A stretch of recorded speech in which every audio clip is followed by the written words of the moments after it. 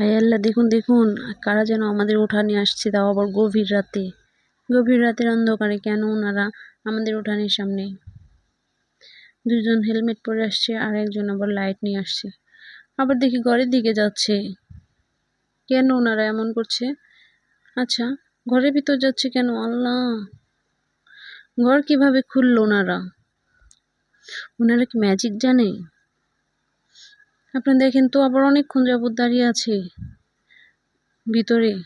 ভিতরে গিয়েছে অনেকক্ষণ যাবত, আবার বাইরে একজন দাঁড়িয়ে আছে। লাইট তো আর জ্বালাচ্ছে না, লাইটও তো জ্বালাচ্ছে না। কি হবে এখন?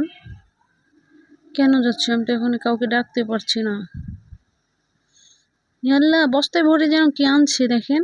কোনো গুপ্তধন হবে মনে হয়। আমাদের ঘরে কি এমন গুপ্তধন ছিল, তাও আবার খড়ির ঘরে। ওইখান তো আমি চলা টলা রাখি, আমার সমস্ত খড়ি ওই ঘরে। আল্লাহ, কতগুলো আনছে, তাও বস্তাটা ভরে ফেলছে।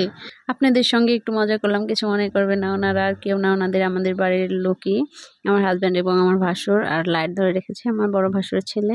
আর বস্তার মধ্যে হচ্ছে ভেঙ্গুরের বাসা।